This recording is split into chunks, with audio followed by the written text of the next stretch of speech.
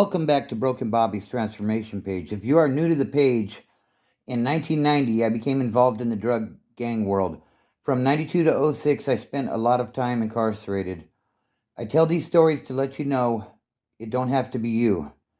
If you're young and thinking about trying something or you're figuring out how to get out, these are my stories of this lifestyle and how it affected me, and eventually I got out and transformed my life.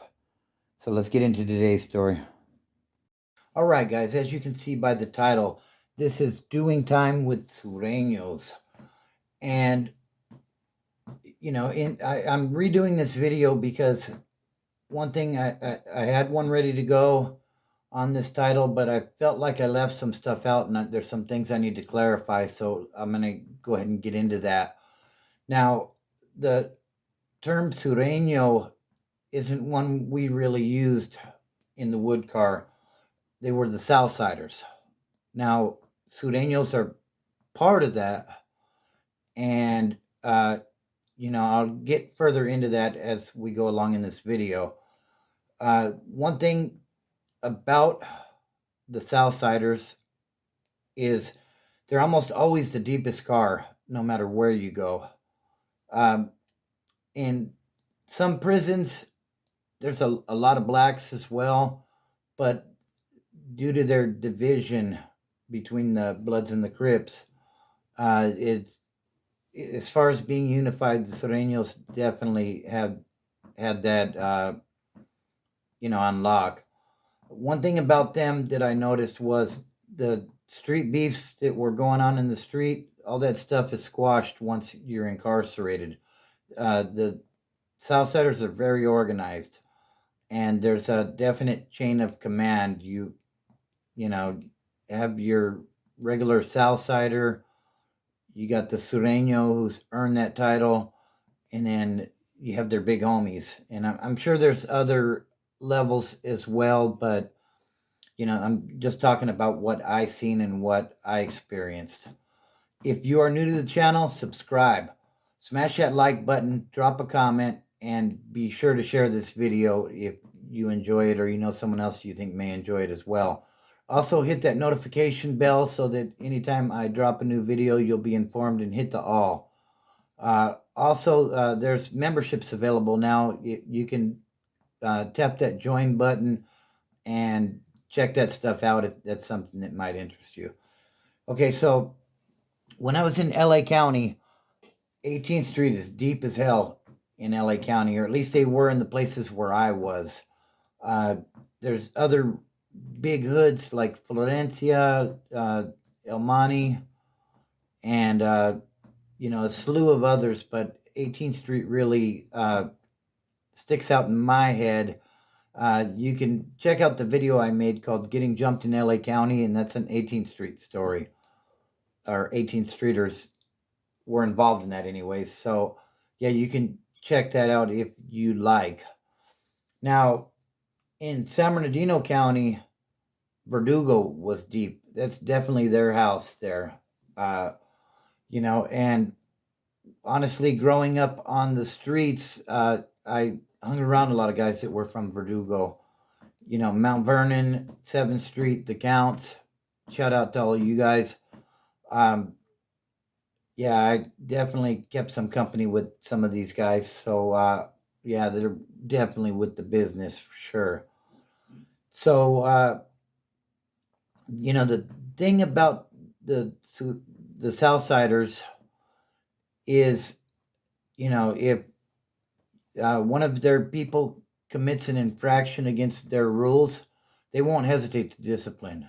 And, with a heavy hand, like they are quick to set an example to keep everybody in line, I guess, it's not my politics, so why they do that, I don't know, but that's what it seems to be to me.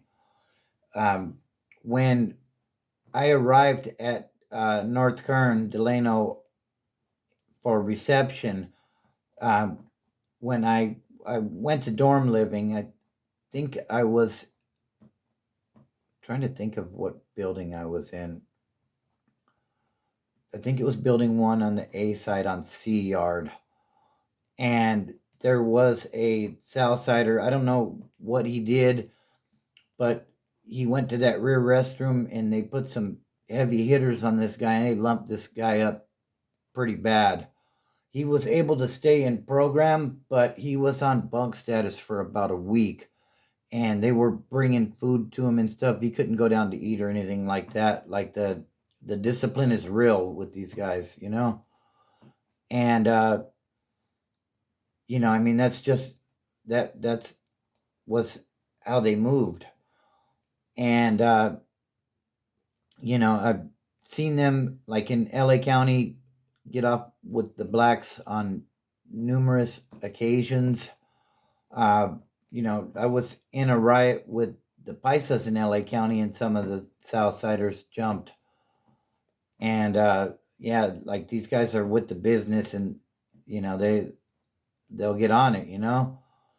But now the thing with the Southsiders is that everybody's tatted up, and all these tattoos are earned, just like you know the video I did on tattoos and their meanings.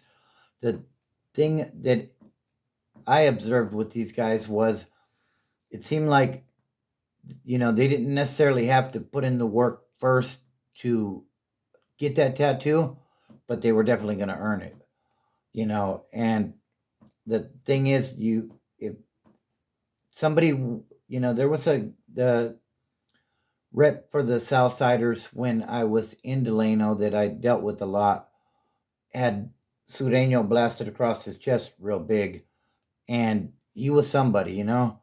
So I'm sure he put in the work to get that tattoo, and you know that's the thing. Like with the woods, typically you were going to put in the work first. I mean, I suppose you could tattoo something on you that was something that was earned, and you were, regardless, you were going to earn it. But people tended to question, you know, hey, how'd you get those IEs type of thing with the woods? And, you know, you better have a pretty good answer for that. And people would typically say, oh, yeah, I earned my shit, you know?